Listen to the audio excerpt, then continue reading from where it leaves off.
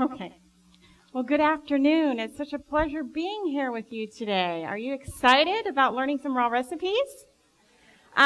Before we get started, I want to introduce my lovely assistant, Elijah White. She's on standby this afternoon to help me if anything goes wrong and when I need to take dirty things off and switch to new recipes. So I just want to introduce Elijah. She's also from the Sonora area, and she's helped me with other programs up there. So thank you, Elijah. And I do want to thank Danny and Modern Manna for allowing me to come here today and share with you. Danny and I have had a great time traveling the country and teaching people about healthy lifestyle choices and raw and live foods. And, you know, he said cooking class earlier, and that's kind of throws you a little bit because we're not going to cook, are we? You know, we're going to prepare food. And I want to kind of give you a kind of a visual of exactly what raw food is. So I'm going to hold up this. And tell me what this is. It's a little bitty cutting board, isn't it? What is one of the obvious characteristics about this cutting board? Pardon me? It's small, but what else? It's wood. What kind of wood do you think? Bamboo. Good. Smart class. What else is obvious? It's two colors. Okay. Now, how do you think it got two colors? It's not two kinds of wood, believe it or not, and it's not stained. One is heat treated. And so I hold this up as kind of an object lesson to you that when we heat food, it really changes it. You see, when God created the food in the Garden of Eden, it was raw. Pick it right off the tree or pull the tree down and eat it right on the tree. And it was full of living enzymes and phytonutrients, phytochemicals, things that our body, that He made to receive those benefits so we can have health and live optimum lives for eternity. That was the objective, right? We weren't meant to die. So what I'm trying to do here is teach you how to prepare and put things together that is living, that's raw, that's unrefined, unprocessed, and uncooked. So today I'm going to go through just a few recipes, and I want you to know we're going to post these recipes on our website next week, as well as I will have them available for those of you who can't access the internet on Sunday. So we'll have them back at the Modern Manna table. So if you want to stop by on Sunday and pick up the recipes that I'll be demoing today, you will be more than welcome to do that. So I'm just going to kind of go over a little overview of what I will be doing here today. I'm going to make an almond pesto torte. And this is made with a nut cheese made out of almonds. We're going to make a pesto with that. And then I'm going to be demoing a saladaco, which is this little kitchen tool right here. And we're going to make some noodles with that. It's like a pasta, like a spaghetti, that we're going to put our pesto on as well. And then I'm going to show you how to make a live pizza crust. And we're going to demonstrate the Excalibur and how that works. And we're going to put that together. So today, the equipment that I'll be using today will be this Vitamix, which in a raw kitchen, you really want to have a good blender. And Modern Manna promotes the Vitamix. I use the BlendTech as well. But, you know, you need a high-speed, high-powered blender. And also another really handy tool is to have a food processor. I guess if I had to choose and you're just starting out and equipping your raw kitchen, I would say get a blender. And then get your food processor. And wow, this is handy, this dehydrator. Now I have to tell you the truth, everybody. I teach vegan cooking classes in Sonora. I've done the CHIP class. Are you familiar with that, the Coronary Health Improvement Project? Familiar? I've done it over 22 times. I've taught it a lot. And with my classes, I do a vegan cooking demo with every single class and prepare a meal. And with the Cancer Project, with the Physicians Committee for Responsible Medicine, I also do cooking. But it's vegan. It's healthy, so I thought. You know, get out that old Vegemite and that tofu, and you think you're doing pretty good. But I've learned with Danny that we need to step higher, right? We need to step higher. That's good, but we can learn better. And it was really hard for me when he said, we're going to do raw. We're going to do raw demos. I need you to do raw demos. And I was like, huh? I was almost apologetic when I got up in front of crowds and told them, okay, we're doing raw. I know that this is going to be very difficult for you.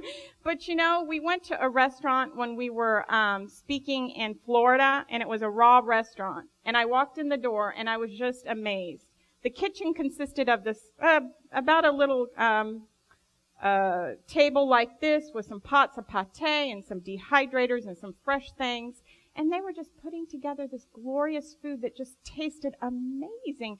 And I'm going, wow, I can do it. I can do this. This is easy enough. I can do it. But an honest confession, I bought this. It did sit in my garage for about 5 months, collecting dust until I had that epiphany in Florida.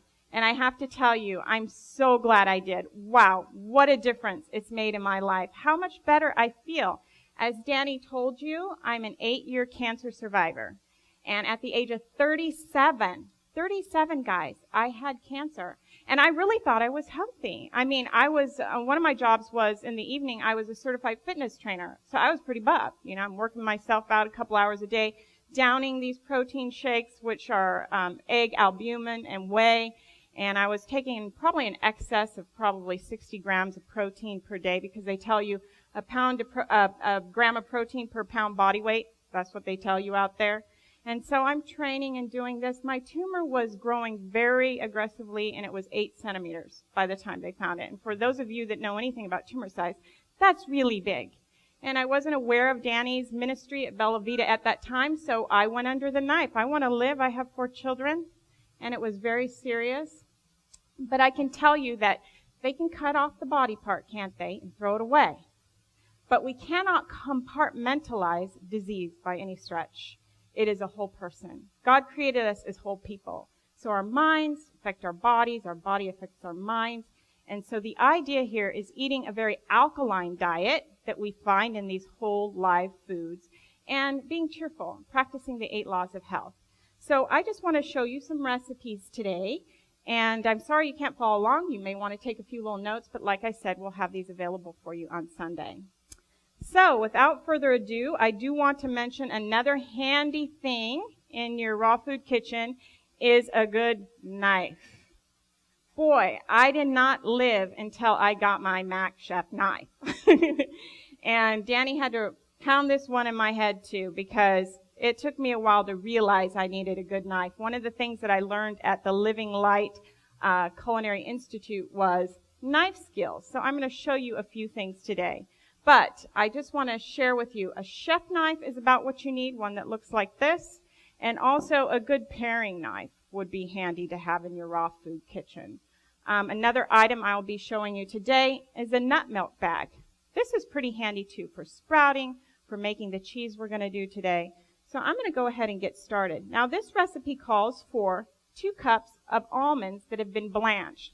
The idea with raw food is you want to keep the temperature down, because if you get it over like 115 degrees internally, you're going to destroy a lot of those enzymes. But you can blanch your almonds very quickly for about 5 minutes in hot water, and the little skins will slip right off. And then you want to cool them down just as quickly as possible. So I did that the other day, and we have 2 cups of blanched almonds, and we've also soaked them because this is a very smooth cheese. So you want to go ahead and soak your almonds. I would advise you just to leave them all night soaking in the refrigerator. That's what I did. So I blanched them, and now I'm soaking them in water. And I'm going to pour them into my strainer here. And then I'm going to add them to my handy-dandy blender.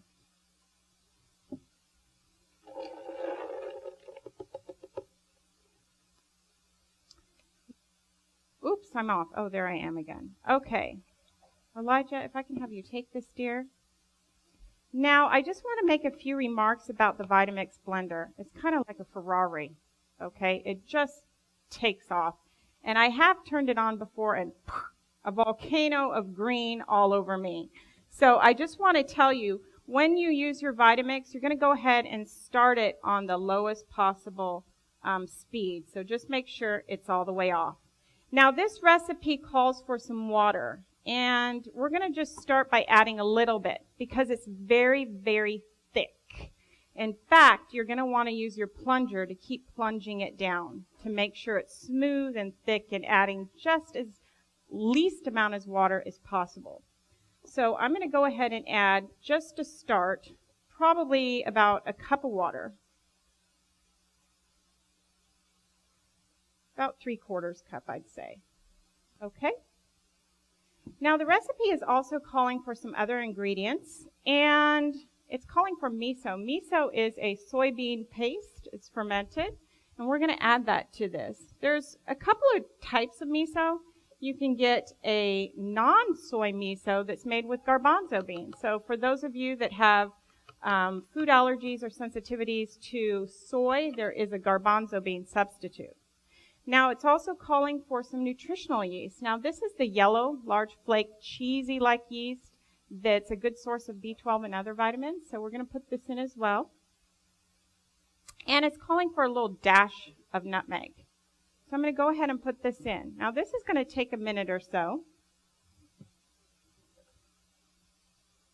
And while we're blending, Elijah, I'll have you help me get these things picked up. All right, let's go ahead and start this on the lowest possible speed. And then you just want to gradually move it up to higher speed. Now at some point it's not going to create the little vortex, so it's going to need some help with the plunger. Uh-oh.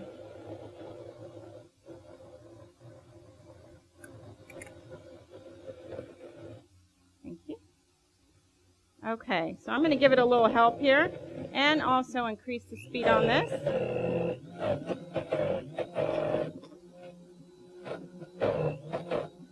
If you need to, you can add some more water. But we really want to get this nice and smooth.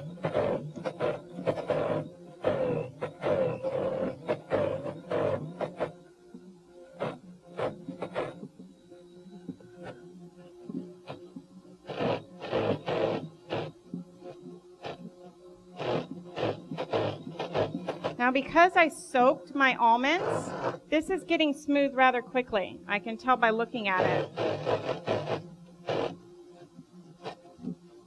Now, I'm going to put it in Ferrari mode.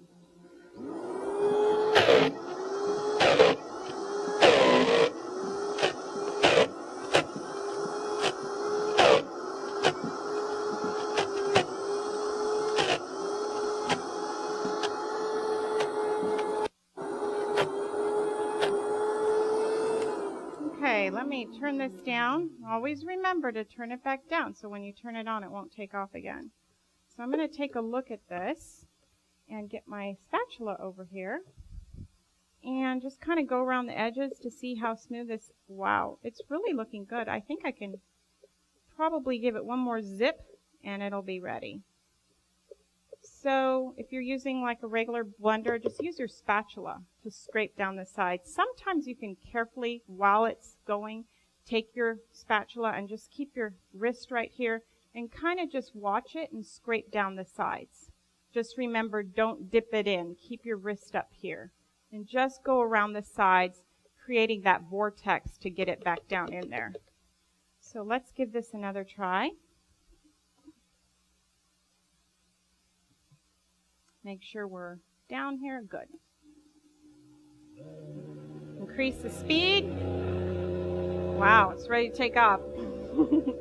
Jump right off the table. Okay, we'll put it in our Ferrari mode.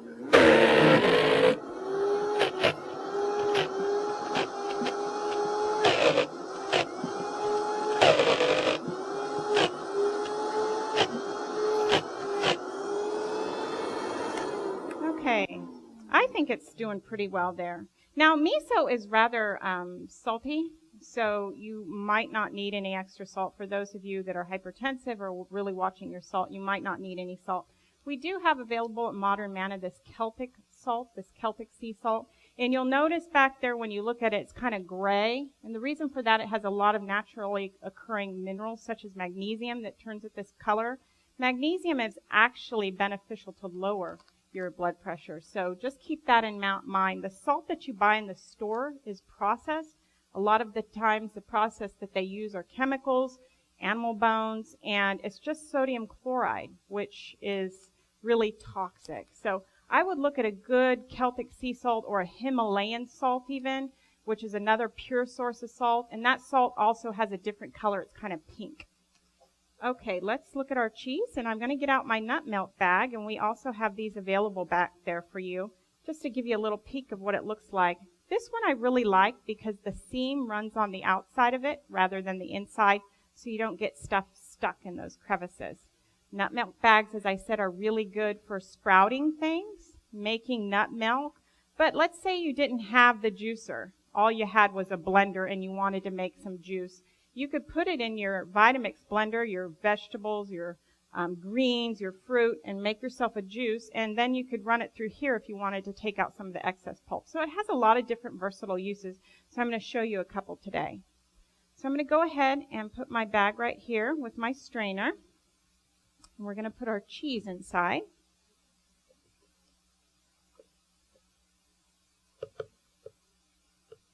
Now, just a word to you. Miso is fermented. Here, Elijah. Thank you. And some of the recipes are calling for a fermented cheese. Now, you could do that. The miso will ferment this cheese and make it much like real cheese, like a soft kind of feta cheese, if you leave it at room temperature. Now, some of the recipes you will find, instead of using miso, they'll use like a probiotic or a fermenter, which is also vegetarian, to ferment your cheese and to get it more cheese-like in flavor and in texture. So, you could leave this at room temperature, but you don't necessarily have to. I would leave that to you. If it's not something you want to do, is ferment it. But if you're interested in, how many of you like cheese? Let's be honest here. Okay, well, let me just tell you then the tip for the day. Go ahead and put this in a kind of room temperature place. If it's too warm, it will ferment very quickly. Thank you, dear. Here.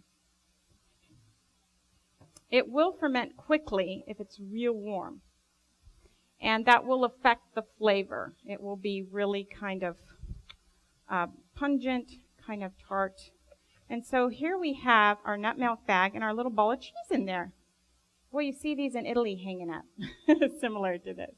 So actually, you could hang it and let the liquid drip from it, put something under it. Or in my case, I have this really nifty strainer with a bowl under it that I could just leave it sitting there and allow it to ferment. Now, when it reaches the kind of taste and texture that you like, go ahead and put it in your refrigerator and stop the process. Now, if you just wanted to make this cheese without the miso, like I said, you could use a probiotic, even a probiotic capsule. Some of you may take them for digestive purposes. Just break it open in your cheese, blend it like you saw there, and you have your cheese that will ferment. I have some drops that I added a little drop to this, and that will also help it ferment. So those are just little things, but again, it's not something you necessarily have to do. Now, for the sake of time, we're going to pretend that we fermented this. And so we're going to use this for my next recipe. And I'm going to move along, and we're going to make the pesto. If you can hand me that, Elijah, please. Move this out of the way here. We're going to make the pesto that will also be in our torte. Okay. You can just help me here, Elijah. Take those off. Thank you. Okay, and for our pesto, I have to tell you, I love basil. I lived in Italy for 2.5 years, and I'm just a diehard basil person and garlic, so I kind of overdo it in that arena. But this is beautiful, fresh, organic basil, so we're going to use our basil today. And this recipe calls for about 2 cups of basil, and it's firmly packed. So we're going to go ahead and put this in our cup. This is already washed, and I'm going to put it in my cup here, my measuring cup, and pack it down in there. Oh, it smells amazing. And you know what? When we eat our greens, lots of minerals, lots of phytochemicals. You want to eat lots of green, kale, chard, collards, basil, your herbs. So here we almost have it. Okay, that looks good. Have you take that. So we have our basil. We also have some garlic. Health benefits to garlic, isn't it? Antifungal, antibacterial. Very good for your health. In fact, Danny, anytime he feels a little tickle in his throat, he chops it up and drinks it in some water, just raw like that. So a lot of health benefits with this. We also have some flax oil. Now, flax is very high in omega-3 fatty acids, and those are really wonderful for elevating your HDL levels. And HDL levels are very good for lowering our bad cholesterol, our LDLs. So increasing your omega-3 fatty acids through flax oil or flax seeds is a good idea. We also have some olive oil, so about a tablespoon of each. Now I'm going to introduce my wonderful toy here, and if you could get me plugged in over here, Elijah, I'd appreciate it. This is my new baby. I just bought this upon graduating from Living Light. It was a present to myself. And I tell you, I love it. It's so handy. This new Cuisinart that they've come out with actually has 3 vessels. Okay? And so let me just show you what I'm talking about. I don't have the third one because I'm only demoing with 2 today. So here is one. So this is dirty, and it's great when you're out there instructing like I do because there you go. We've got one, and I still got one left that I can use. So we've got 1 and 2, and then it has many neat attachments. And then it has a little one that fits in here. So if you're doing something small like a pie crust or something like that, you can have a little vessel. Isn't it neat? I love it. So we're going to use our S-blade. And this is such a piece of cake. Okay, I am missing something. I'm missing my little cashews, if you could hand me those. Now, usually pesto is made with what? Pine nuts. Okay, pine nuts, as you know, are very expensive. I think they're over $20-some a pound. Ridiculous. So what I'm going to do today is use some cashews. And you can just substitute cashews for your pine nuts. Not going to be quite the same, but it's still going to be very good because that basil and that garlic is delicious. You could also use walnuts. I've made pesto with the walnuts, are really nice too. So I'm going to add my cashews in here. And we'll go ahead and add, can I also have my little spatula? That's all right. I've got another one. No need to go get it. Okay, we're going to add my garlic and then our olive oil and our flax oil. And this is so easy. Now, in this recipe, I think I'm going to use a little bit of our Celtic sea salt, a little pinch of that for taste to intensify those flavors. And here we go. And we don't want it to be too smooth because we want to leave a little bit of that cashew, kind of a little grainy. So we're going to go ahead and turn this on. Don't you love it? It's wonderful. Okay, that's looking pretty good. I'm going to go ahead and turn it off because I want to go ahead and scrape down the sides. When you don't have a lot in, it kind of shoots up the sides of your vessel. So we're just going to run the spatula around here and turn it back on because it's not quite finished yet. There we go. It's looking pretty good. Do it one more time. Just go around the edges with my spatula and get it back down in there. And give another round of this.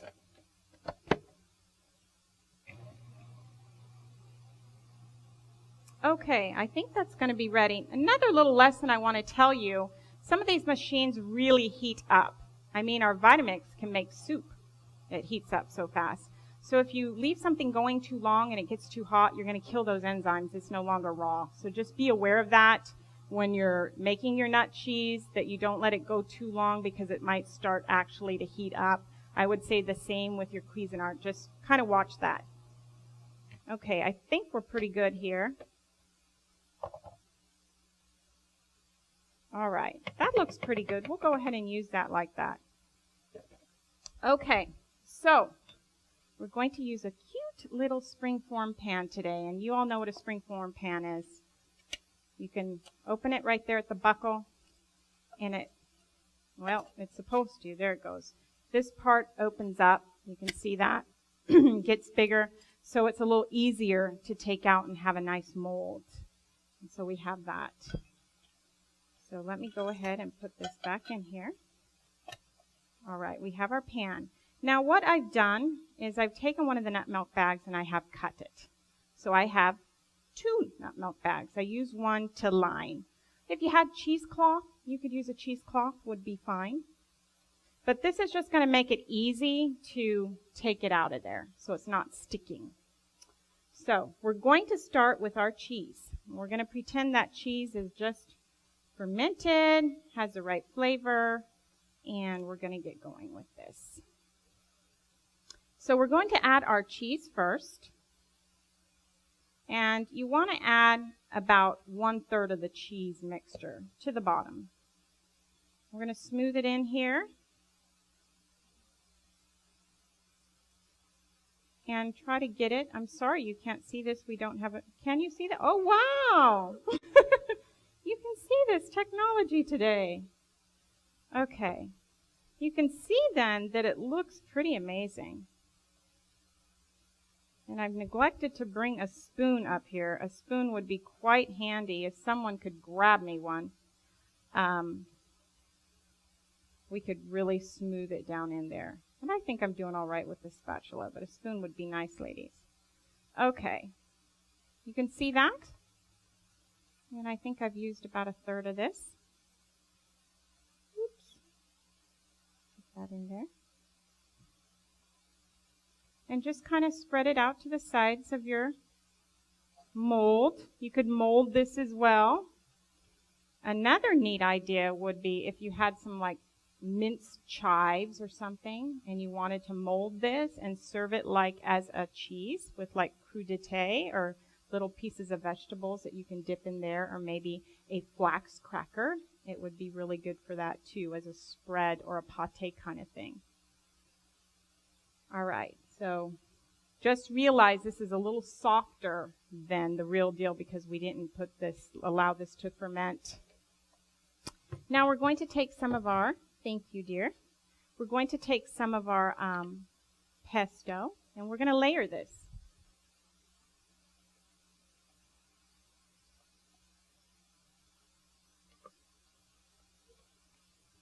And the pesto smells amazing. And you can see that color, hopefully. You can see the beautiful green color. There we go. Spread that around.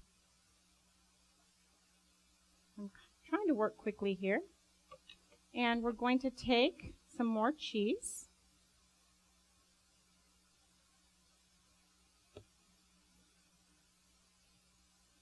And spread this around also to the edges. Being careful not to get any of that pesto on top of the cheese so we can have clear layers.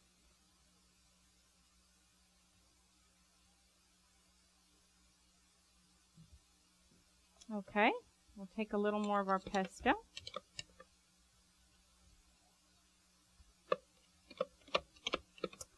And I love the smell of it, the garlic. Yes.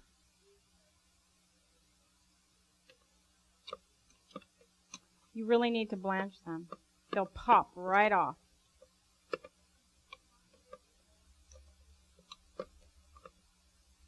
Okay, let me just repeat the question so everybody can hear. She asked if you can remove the skins of the almonds just by soaking them without blanching them. The answer to that is no. It would probably be very difficult. So just, I would just bring your water to a boil and drop them in just for a couple minutes and take them right back out, plunge them in cool water, and they should slip and pinch right off. So you really don't have to worry about the enzyme. Yes, they are, because the internal temperature, you're not leaving it long enough to destroy that enzyme. It'll actually still sprout, should still sprout. Okay, so we're going to add some more of our cheese, the rest of it here.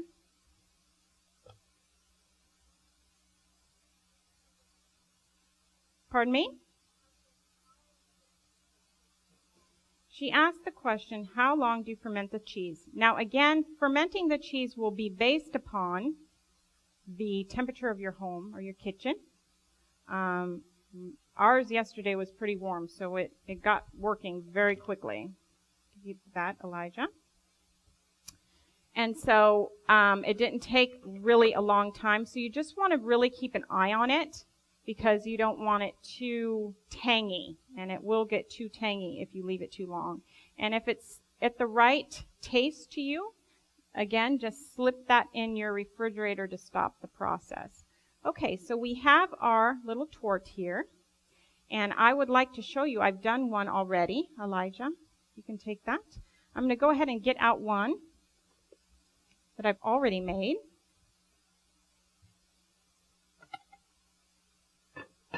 There's 2 little bottles in there, if you can hand me that, please. Now this one's a little larger, and you can see I've got the cheesecloth on here, and so you should be able to turn it upside down is the idea. And so we're going to do that. Yes, you do. This will have to go in the refrigerator. She asked the question, do you refrigerate this? Yes. After we made our little torte there, we slip it in the refrigerator, and it needs to chill a few hours. We did one at Living Light, and we were only able to chill it about 2 hours. It just was a little bit too soft. So I would go ahead and chill it, for about 4 hours or so. So I'm going to take this plate, and we're just going to flip it over and open our spring form. There you go.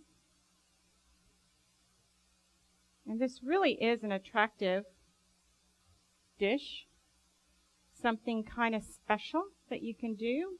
And what I've got here, I whipped up before I came here, is I took a little bit of sun-dried tomatoes and a little bit of olive oil and kind of made a little sauce that we can put on this to add a little contrast. I also have some basil that I put with a little oil, so you can get kind of creative, gourmet.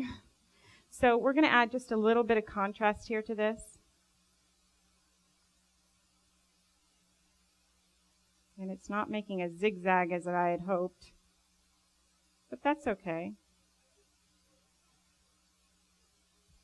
Food grade plastic containers. These little plastic things that I'm using here, I actually got them at Living Light. And you can also just make your little dots around the side of the tray too. I'm sure it must be food grade because this was bought at the Culinary Institute where she is meticulous about using things that are natural. So we're also going to put a little bit of green there. I would imagine just a few days. Yeah, I wouldn't leave it for more than that. Okay, so this makes a really pretty dish that you can serve like guests. You can see the different layers. Can you show that? Do you see the different layers there? Okay, that's a really pretty dish. And I'm going to put it to one side up here. And I'll have you go ahead and take that. Now, I want to demonstrate a little something else to you. And that one, if you can hand me a little, that's fine. My zucchini is right there. So I have a little bit of this pesto left over, and we're going to use that for my next dish. And I want to introduce this little gadget. This is called a solidaco spiralizer. And what it does is make some really beautiful ribbons and noodles. So I'm going to take a zucchini here, and just cut it in half. We're going to take our solidaco. Now, inside your solidaco, there's a blade here, little ridges. That's the one that's going to make the noodles. Or you can flip that down, and you can make nice ribbons. And I'll show you both. So I'm going to go ahead and hopefully that'll fit. We'll try making our ribbons first.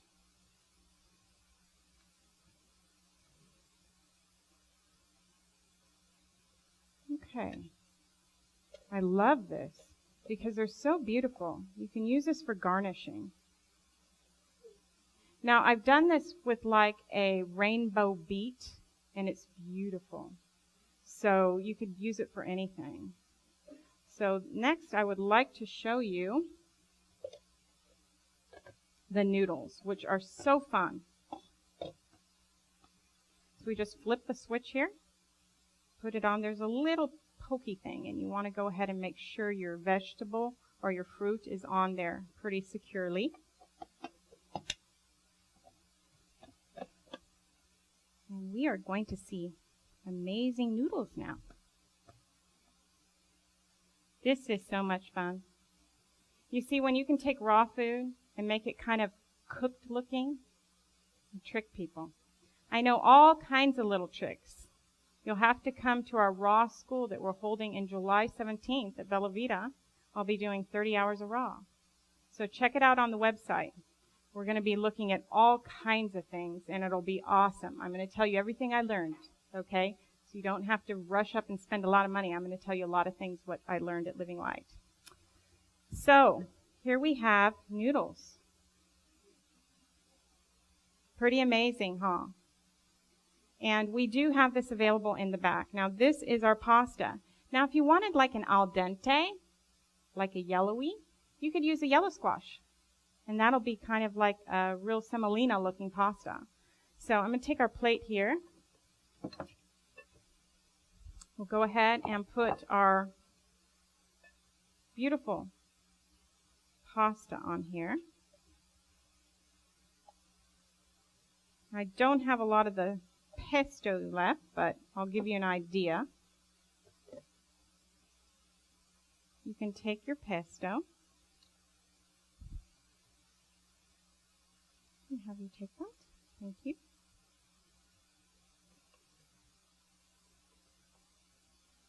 And we'll go ahead and just use the rest of our pesto in here.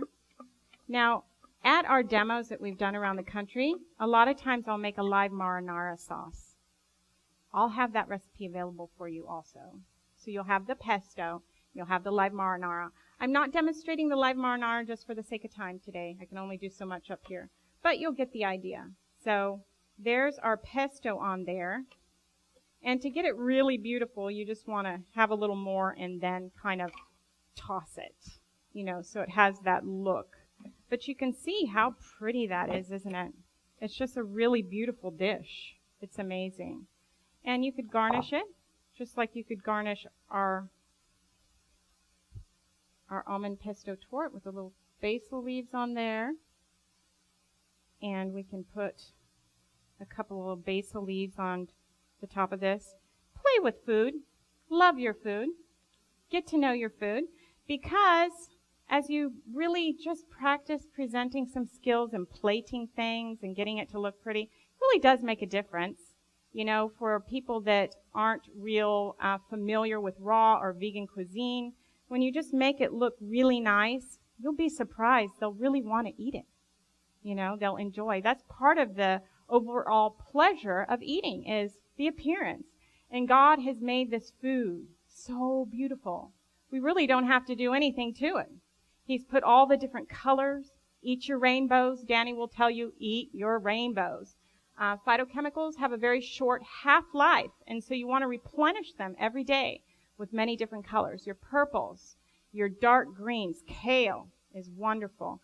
Red, they're all chock full of different phytochemicals, thousands of phytochemicals out there, and we still don't know how many or what they are, and they synergistically work together.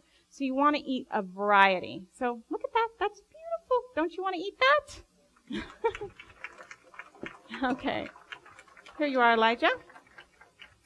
I'm going to mosey on to my next recipe, which will be the pizza crust. So if you can hand me my pizza crust and set that up for me, Elijah. And I'm going to take off this one vessel here and get ready for our pizza crust demonstration. Question.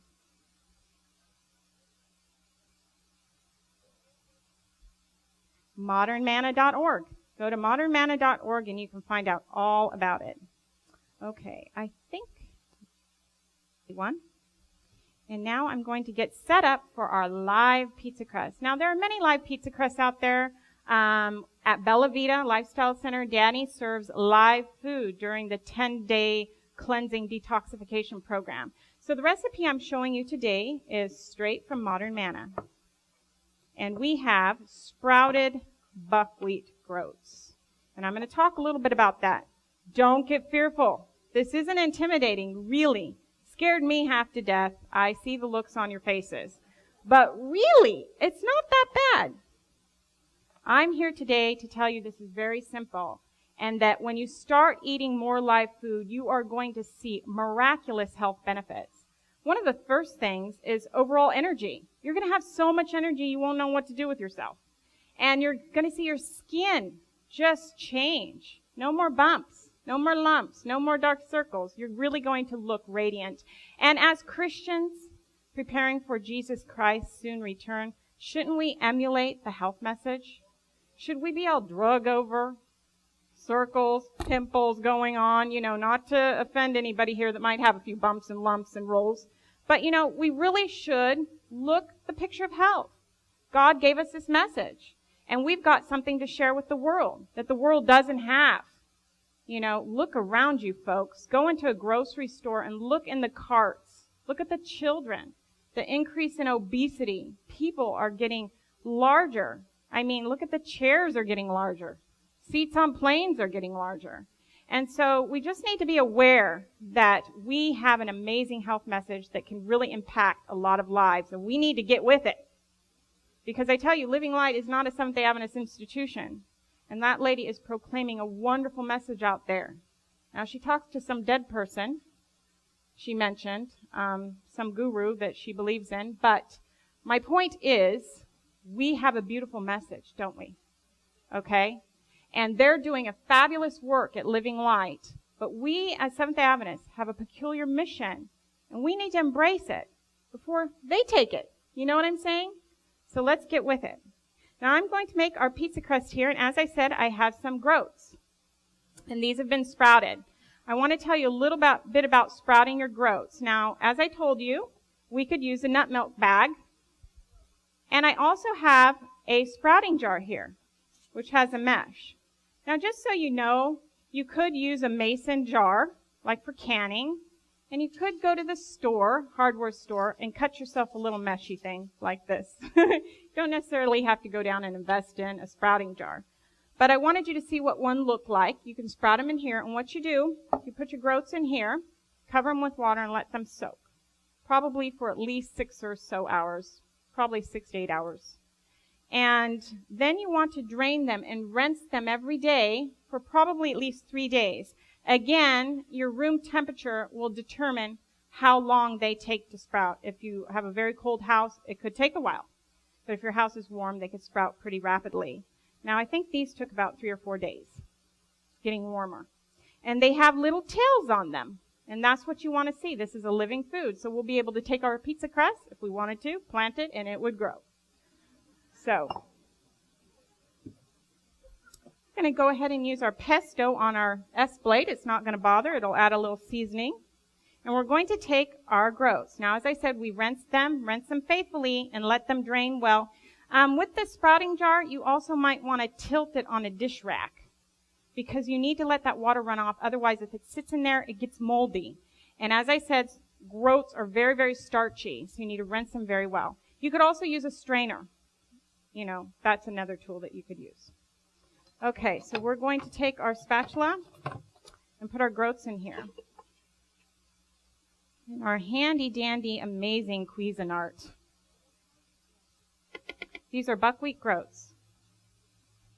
You don't want the cassia, the roasted ones. Those will not sprout. All right, we also have some other things here today. I have some flax seeds. Again, flax oil is very high in omega-3 fatty acids. Eat your flax seeds, throw them in your smoothie, sprinkle them on your salads. You really get the benefits out of them when they are milled. So when you can make your own flax meal, that's very healthy for you as well. But flax has a wonderful property. When you add water, it gets thick and viscous. When you dehydrate that, it's going to give your dehydrated products a little crispier texture to it. So this is what will crisp your crackers and also your crust for your pizza. Now, it says to soak your flax seeds. And so it's a 1-to-2 ratio. 1 cup of flax to 2 cups water.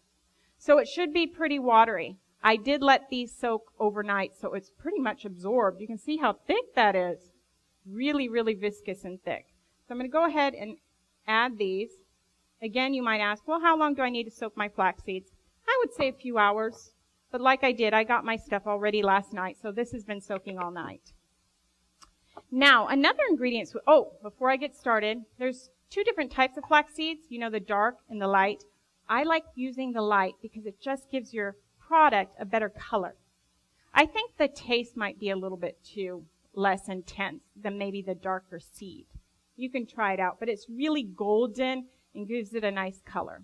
We also have some carrot pulp. How many of you like carrot juice? Love it. Get out those juicers. Make your carrot juice. Throw in some kale, some greens. You can use your pulp. Don't throw it away. It's wonderful. We have recipes at Bella Vita where we use the pulp to make a mock salmon. And today we're going to use 2/3 cup pulp in our pizza crust. I'm going to add that. Now we have a 1/4 cup oil. This is just olive oil. And then again, my favorite, got the Italian thing going on. I'm not Italian, but I lived there, so I figure Danny and I still have another thing in common. So I'm adding some garlic, probably a couple cloves. And then you can add some herbs if you wanted. You could add oregano, Italian seasoning, basil. So I'm going to put in some herbs. And then again, I want to put in a little bit of salt. You don't need a lot of the Celtic salt, but I do want to put a little bit of salt in there. Okay, and what we're going to do here is make like a pizza dough. You'll be amazed. It's much like a pizza dough. Let this go around. It does not take very long to process at all. You're not making any smooth anything. You're just making sure that it mixes very, very well.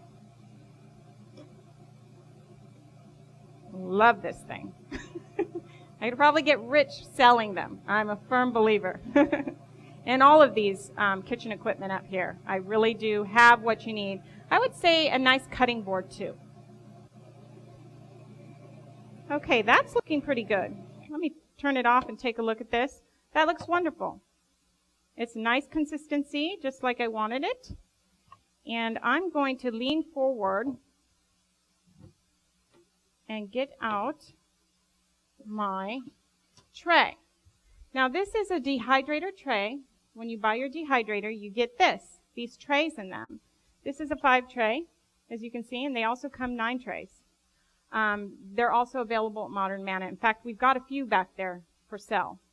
So you have your tray, and you have this mesh. Now, if we put this goopity glop on the mesh, it'll go through. So what they have here is called a Teflex sheet that you go ahead and put on top, like that. And then you can put your soft things like your crackers and your pizza crust and other things like that, quiche crust, on the dehydrator tray. And we're going to go ahead and put our pizza dough on our Teflex sheet.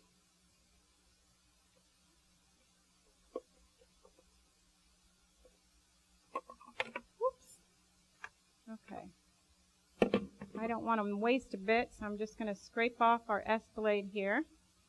And it's really aromatic. If you can, maybe even you in the front row can smell that. I have another little handy tool which I love. This is an offset spatula, which is really nice for smoothing out crusts and crackers. So we're going to smooth this. Now, I'm just going to do it in the shape of the square like the tray. But if you really wanted to get fancy, you could shape it in a circle like a real pizza crust. So we're just going to spread it around. You want to take it to the edges, but not over the edges. And I would say, based on your own taste, make it about 1/4 to 1/2 inch. You know, it's up to you. When you dehydrate this, it'll dehydrate and get thinner. So it's up to you. Some people like a little thicker crust. The recipe I just showed you makes about 1 crust, the size of the tray. And we're going to go ahead and just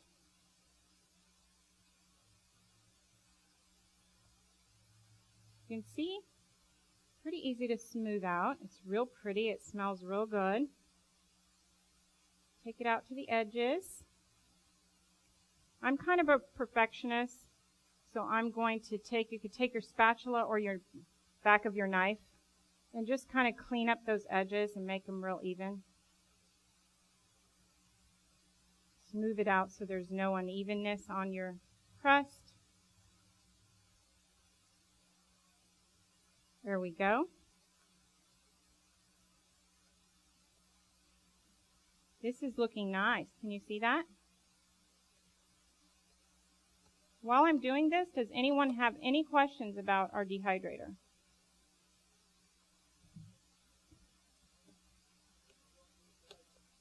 How long does it take to dry? Okay, I'm just about done, and I'll answer that question for you because I'm going to show you real quick. How long does this take to dry? Okay, we have a pretty good even crust right now. I'll just kind of hold this up so y'all can see that. See that? Real pretty. It smells wonderful. When you run this in your house, you're going to, whoo, makes your whole house smell good. Okay, so what we do is we take our pizza crust, and hopefully I can get it in there. My lovely and beautiful Elijah, can you go stick that in the front of that Excalibur? And I just want to, before she does that, Elijah, I'm sorry, could you step back just a little bit, and I'm going to show them real quick what this looks like on top. On top you have a dial, and you have some temperature settings. Now, as I told you, you want to keep the internal temperature of your products about 115 or lower to preserve the enzymes and the natural phytonutrients without killing them. But it does have different temperatures that maybe other recipes will call for a higher temperature. Sometimes when you make the breads or the scones or some of those things that are real thick, they'll have you start it on a higher temperature, but they'll have you take it down. And that's to make sure that the inside of it gets dehydrated. And oddly enough, I learned at Living Light, that does not destroy the nutrients. Because of the moisture in the product, it keeps it cool. Okay? It keeps it cool, and so if you do it for just about an hour, and then you take it back down, you're still okay. Okay, so for this though, I keep it on about between 105 and 115. And Elijah, if you can pull out the one that's ready. Okay. Thank you, dear. All right, here is a finished product. Now it looks a little dry because I made it days ago. So it is a little dry, but usually they kind of look like this. And the edges sometimes will get curly, but you get the idea. That's kind of what it looks like. Now, what we do here is we leave it in there. You want to leave it about 8 hours. Now, what I do is I'll put it in, and then you let it get dry on one side. And then midway through the drying process, you want to make sure you flip it to dry the other side. And the way you flip it would be you take another dehydrator mesh sheet and tray, put it on top, and then just do this, okay? And then you can go ahead and pull back your Teflex sheet and then stick it back in. You don't need the Teflex sheet on the other side because it's already dry. So we're going to go ahead and assemble our pizza now. So Elijah, if you could please give me my pizza ingredients, I would appreciate it. Okay, just, oops, set that in front. Thank you, dear. And if you can take this. All right, we have a lot of amazing ingredients for pizza. before I do that, I did promise you that I would show you a few techniques that I learned at Living Light as far as chopping. So I want to do that real quick because it's taken me 45 years how to learn to use a knife. So I want to show you today just a few little knife skills that I've learned. Wow, I didn't know that I didn't know how to use a knife. Danny told me I didn't, but I didn't believe him. He said, you need to use the claw. What is the claw? Well, I'll tell you what the claw is. I have some bell peppers that are kindly, roughly julienne. And so I'm going to take my chef knife. And what you want to do, you don't ever want to hold your knife like this with your finger on the spine. You want to wrap your index finger around it and your thumb like that, okay? You grab your vegetables, and what you do is you're going to make a claw. Now, your knuckles will be up against the side of the knife, but your fingers are turned under so you don't chop them off.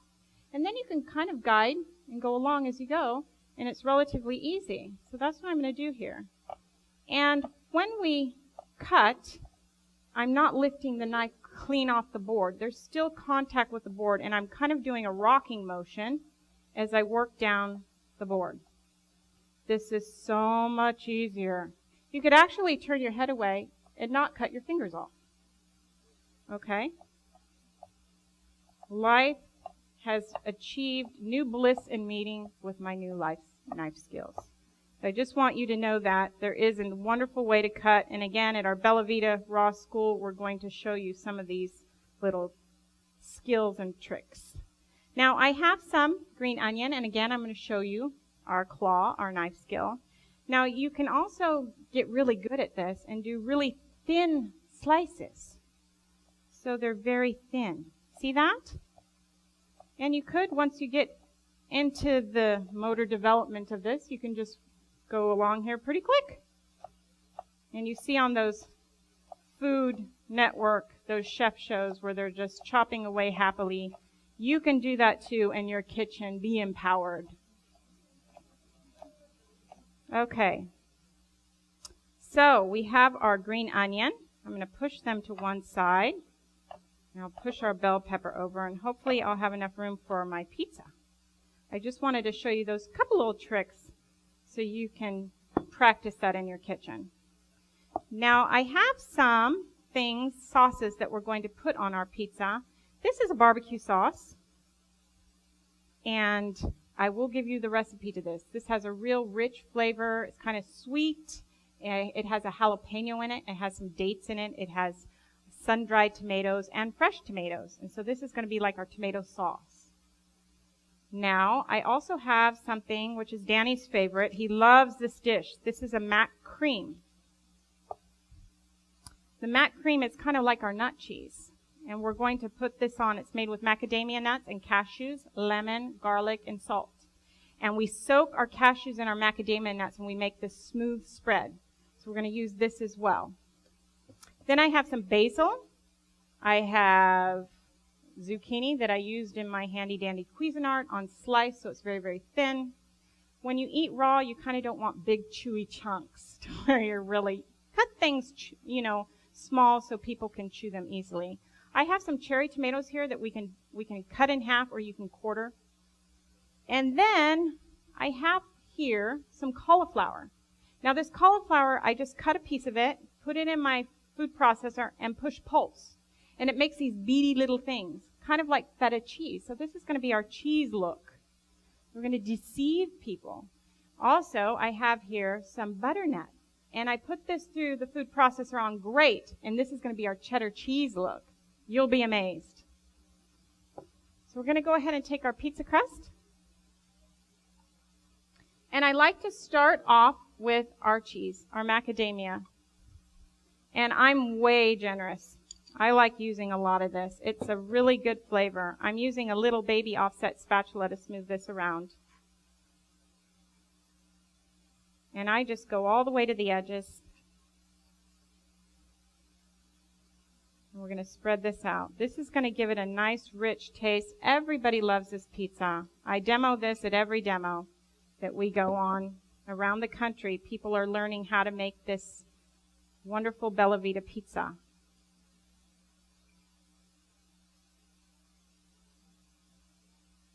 Okay. Sure you can see that. Taking it right out to the edges. Yum.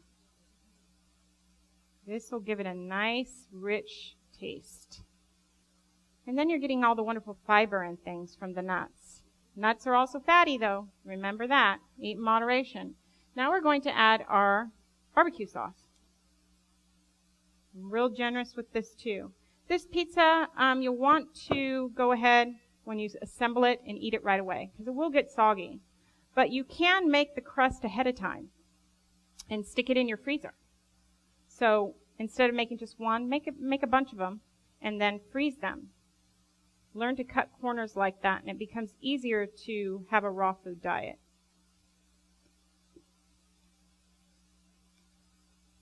We've got our barbecue sauce.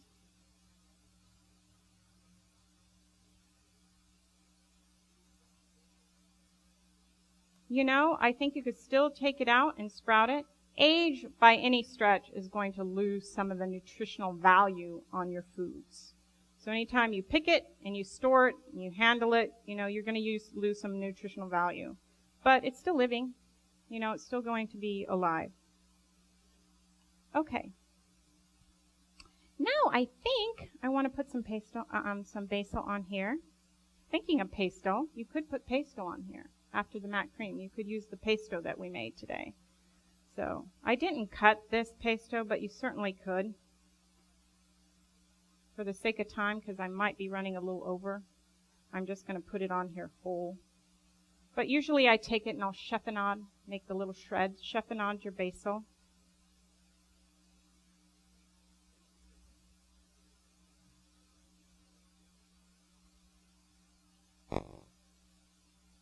Put some basil on there. Big chunks of basil. Okay. Now, I think I want to put some of our green onion on here. Load it up with some beautiful green onion. And then I want to add a little more color. I'll add some red bell pepper here. By the way, red bell pepper is a ripe pepper. Green bell pepper is unripe. So if you have any digestive problems eating green peppers, it's because they're not ripe. So best to eat the ripe ones. The orange ones are the red ones. And again, you're getting that beautiful red phytochemicals, nutritional value. Okay, we've got our red pepper on there. Now I think I want to add some zucchini, or sliced zucchini. This is really a pretty dish.